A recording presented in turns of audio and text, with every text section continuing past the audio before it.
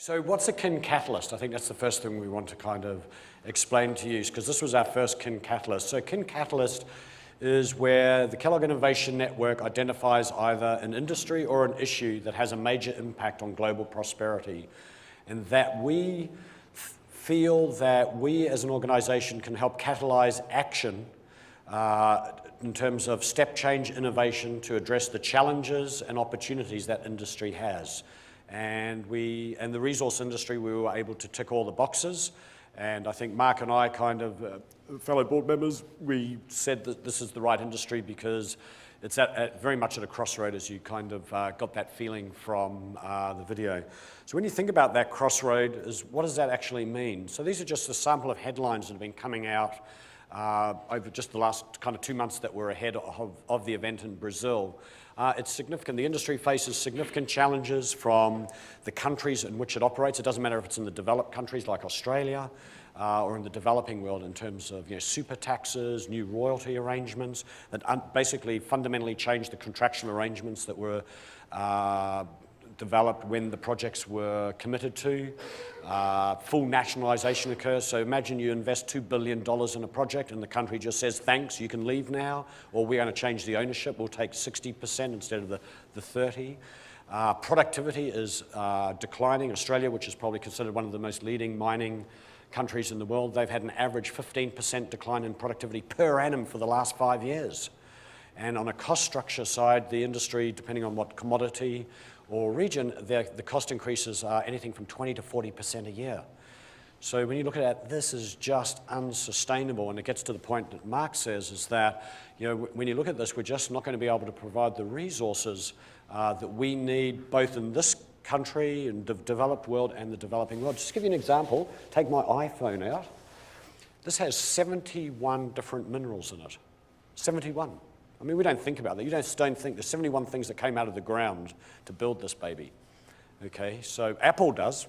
So, so we're just blind to it. So that's kind of the why, and I think, the guys here will kind of expand on that. So what we did with Catalyst is we assembled 45 executives from around the world, from 4 continents. We had representatives and C-level executives from the mining industry themselves, from the what I call the traditional supplier base, from a supply, both equipment and technology. We had people from companies that are looking at the mining industry as new entrants, like 3M.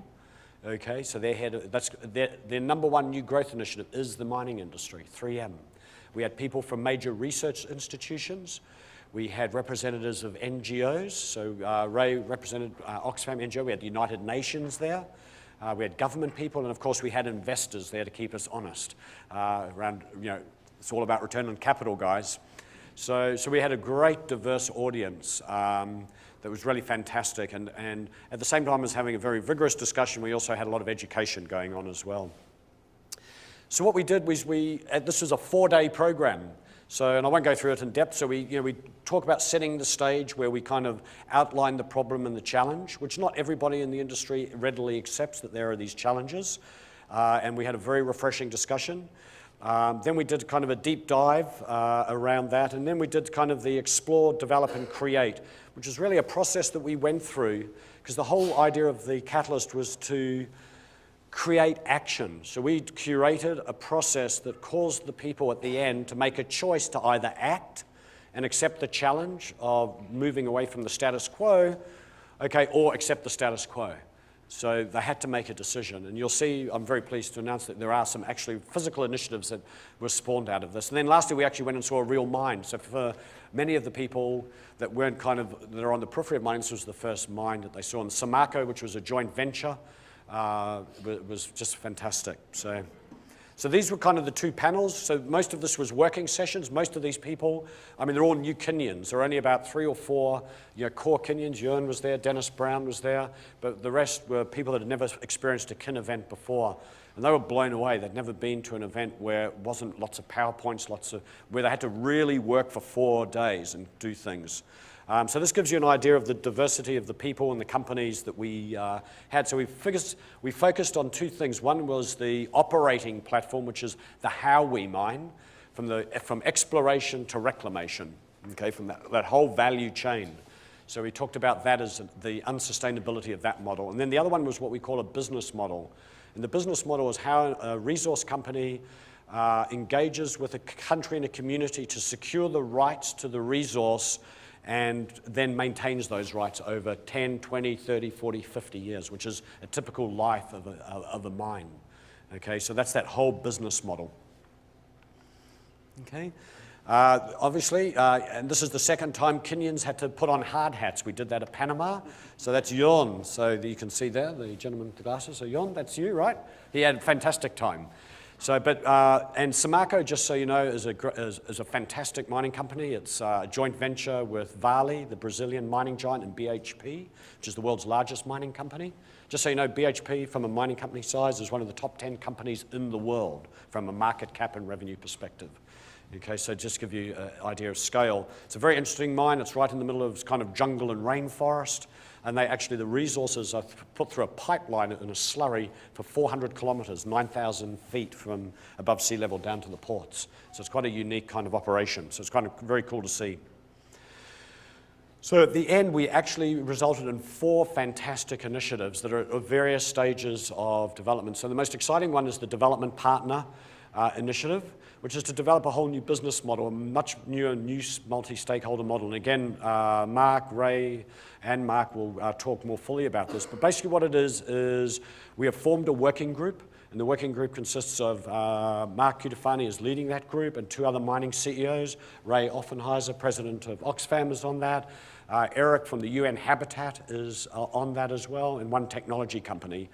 And we'll be having our first working party meeting here at Kellogg, and we'll be hosting it in the coming couple of months. And we're also going to be opening this to the broader community to get involved. And the idea there is to develop a framework that we will then socialize with the broader industry to try and have an adoption of a whole new approach. Then we talked about a reinvigorated R&D, which is being led by Anglo-American. And that's kind of centered in Australia at the moment, which is really moving some key facets of R&D. You know, Mark talked about this very low scale of R&D, and it's about moving into a much more sort of breakthrough innovation, increasing the cycle time between invention and commercialization, and just increasing the scale of investment that's necessary to make the changes in the industry. So very, very important. Then the last 2 were recalibrating the workforce and education. So the Colorado School of Mines has taken the lead of that on this, which is creating a whole new education curricula to really design and educate the mining worker of the future. Because if you look where the industry needs to go, there's a whole new set of skills and capabilities and people we need. And the industry suffers a massive labor shortage. It's significant. So to the extent that truck drivers in Australia earning $150,000 a year, US, to drive a truck 2 weeks a month, welders are earning $500,000, janitors earn $110,000. So that's an extreme case, but it's a massive shortages driving costs up. And then last is the total life cycle value, which Kellogg is actually going to be the lead on, and we're going to be looking for an independent sponsor, which is really to identify, so on product, goods and services, the initial vision is to educate the community about, so you could, for example, have an iPhone app that you can scan something, learn about all the resources and the environmental footprint, or even have something on an iPhone to tell you what's in it. So we educate the broader community to understand the value of minerals and their environmental footprint. But that's in the works. So we're very excited about these 4 initiatives, and hopefully they'll start making progress. They all have industry leaders. So I think it's the first time for KIN that we've actually catalyzed action in an industry. And we're excited because we may actually have been the catalyst to transform a critical industry to the world. So it's tremendously exciting.